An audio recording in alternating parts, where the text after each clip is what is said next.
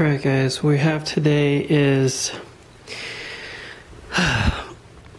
I have here rebuilt Reassembly calipers. This is FRC 10329 and 10330.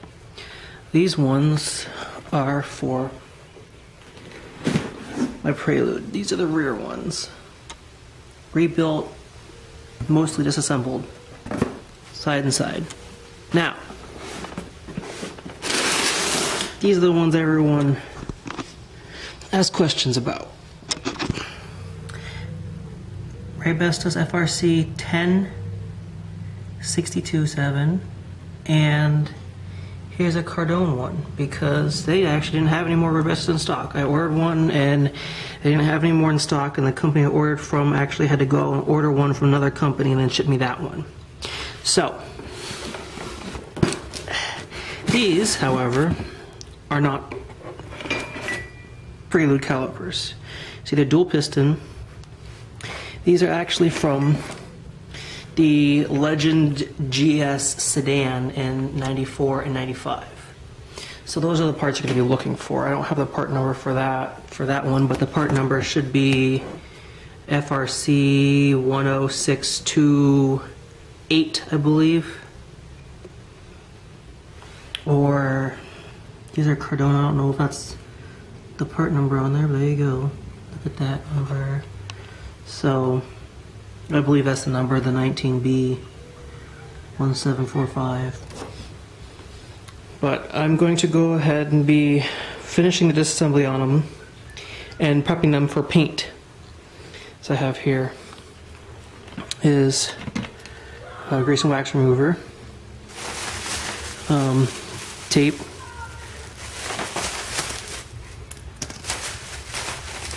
primer, self-etching primer. That's what you're going to want for doing on metal surfaces. Set of picks here. Gloves. That I have 3 cans. One is almost gone because I had used some. That is satin from another project. And that's the actual paint we're going to be using. VHT Red Wrinkle Plus. Supposed to be good up to temperature 350 degrees. And I've been practicing a little bit, so hopefully I'll be able to lay it right on these calipers. What I also have is fishing line so I can hang it. And that's going to be the best bet. Right now it's hot out, it's about 88, 89 degrees, but it's also humid out. So today I'm going to be laying the primer. I don't think I'm going to get to the paint today. So what I'll go ahead and do is I'll set up to start finishing disassembly on the calipers. Alright, so here are the basics of what I have done so far. You have your bracket here, your 2 pistons with the boots on them, bigger one obviously and the bigger side.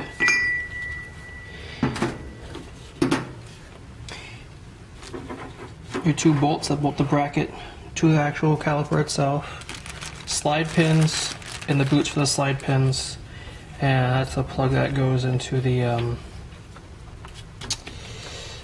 hole for the banjo bolt. So basically what you want to do to get these pistons out is you'll have one on each side.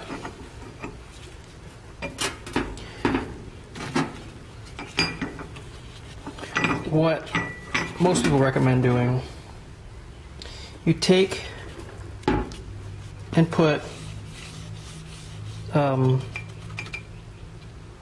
shop towels or something soft, either just regular towel here, and you'll wedge it in right there. And what you'll do is you'll actually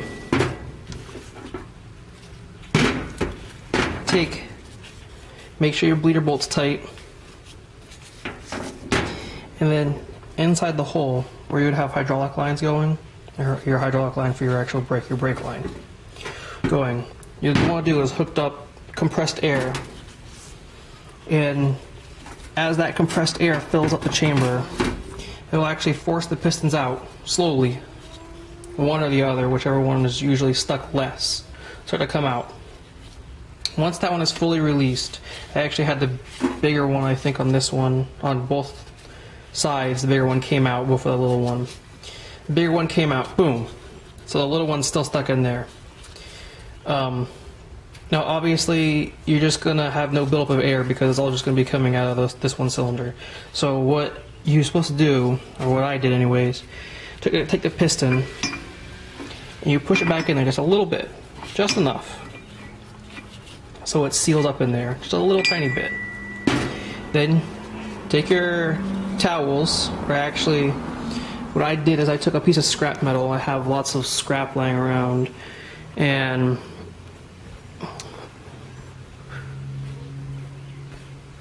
I pull shit out of my scrap metal bin, whatever you can find. Something that's big enough, you can take your towels, put them in there, like this, up against the piston, and then put your scrap piece only on the one side. And what that'll do is it'll force this one piston to be stuck. It won't come out. So the seal here, you can actually see there's a seal inside of there. Square cut seal right here. There's one right here. That seal has to seal the air to create enough pressure for this piston to come out. Once this piston comes out, you pull that one out of the way, get your towels out of the way, then you just take this piston. You should be able to grab onto it with a towel or something, wiggle it just enough. It'll take a decent amount of effort depending on how far you pushed it in there, but you should be able to wiggle it out enough to get that piston out by hand. And you're left with this, just two empty ones. But you still have that little square cut seal inside of there. I know it's hard to see, I don't have good lighting. But what you want to do is you take a pick. Now I'm reusing these seals, so I don't want a pick that'll damage these too bad. I'm going to try this one here. All I'm going to want to do is get it inside of there on the edge without poking the seal itself. Get it up under the seal and lift it up. Now I'm actually going to put the camera down so I can do this with two hands, but you can sit there and watch. So just a little pick, get it up under that seal, and try your best not to damage it, especially if you're reusing it. If not, you can just order a rebuild kit, which will come with all the seals you need. But since I'm trying to reuse these, I'm going to do my best not to damage it. There, just like that. And you can see there's no visible damage on the seal, especially on the inside surface is the most important, because that's their sealing surface. But that seal is out. And you do the same thing with both sides.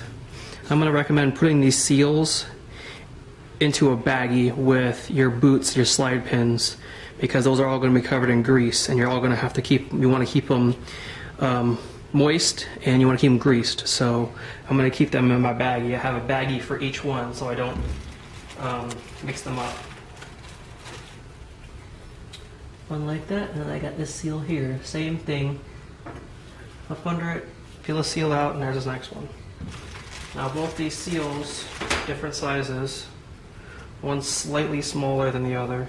Smaller one's obviously going to go on the smaller side. So that's how that goes. I'm also going to recommend these boots come off.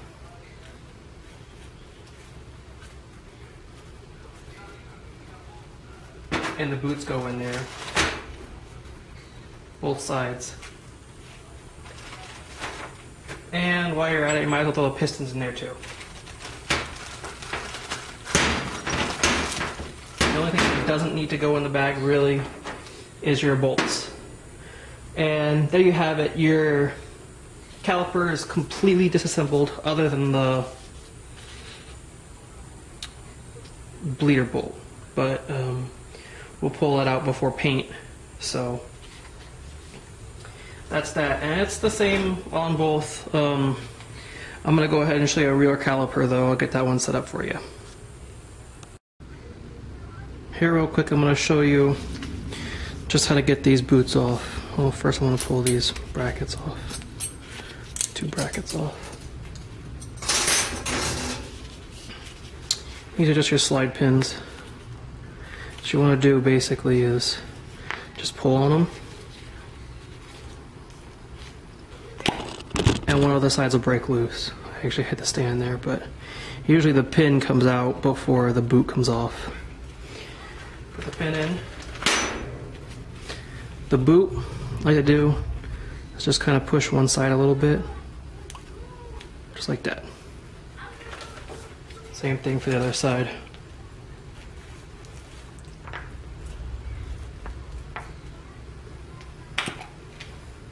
Pin out. Pinch it a little bit, pull, push one side, comes out. There you go.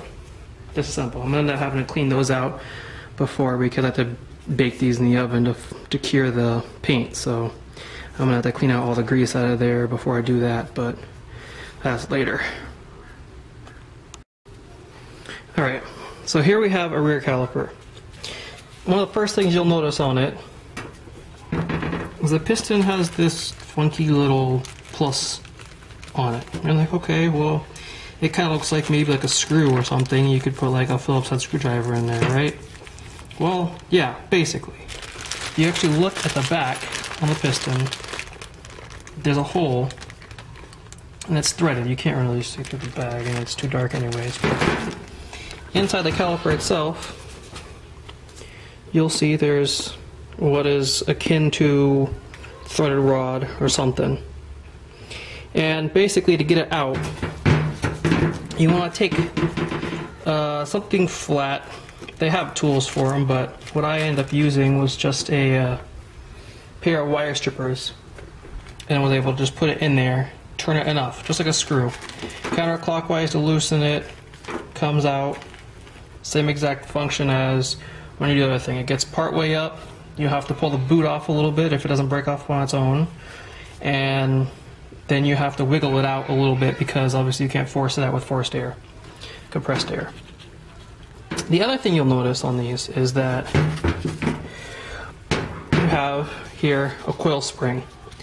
This coil spring is actually for the emergency brake. This provides a function to the brake, allows you to put force on the back of the piston so it actually clamps the caliper down onto the rotor without having to use the hydraulic system. And that's why it's called an emergency brake. If your brakes fail, these brakes right here can still work using your emergency brake handle. So obviously you don't want to impair the function of this coil, the lever, or the pin. Any of that not moving like it's supposed to is not going to be good. So we're going to have to take those off. The other thing is, you know, make sure your bracket's off, make sure your boots are off, your slide pins, you have your bolts, make sure little shims are off, everything is going to want to be off. What I'll do is I'll go ahead and show you how to take that off here in just a second. Alright. This is about as far as I would recommend going. Basically you'll just end up taping this off, painting the rest. You can even get this pin out if you want to. I'm pretty sure it'll just pop right out with a little bit of force. It looks like it just comes right out. But anyways, pretty straightforward. You look here, rectangular little section. Can only go on this thing 2 ways. You can see here, it goes on this way. what you actually have to do is take the lever. The lever is actually going to be up this way. Take it and snap it back till it clicks into place. Then you'll take this spring, or you take the spring off first actually. It's going to be coiled in there. Let's see, like this, basically.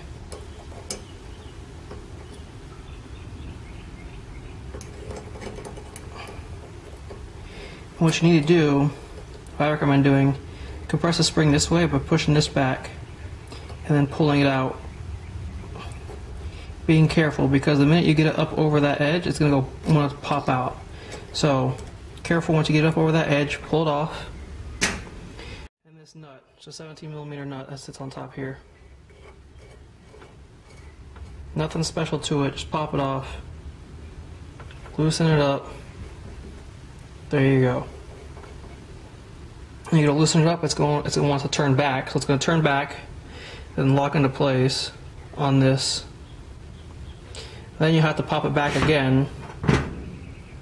Or you have to pop it back now because you shouldn't do it before the spring's out. Go ahead and pop back after you get the nut off, like this. That'll allow you to wiggle this thing up. Like so. Just wiggle it so it comes loose, and there you go. That comes off. Then you'll want to clean around here, tape it off, but we'll get to that. Alright, I'm going to show you how I got that spring off real quick. So you have it like this. What you want to do is compress the spring. I can do it by hand. Just like that, so it comes free out of there. When you're reassembling it, you want to do the same thing. Compress it, push it back in the hole.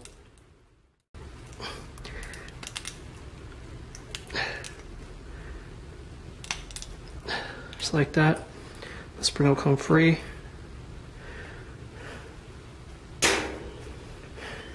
And you're left with a nut, just a 17mm nut. Go on there, break that free. Go ahead and do that real quick, off camera. Alright, break the nut free. Pull the nut off. You have a little washer here. Take the little washer off.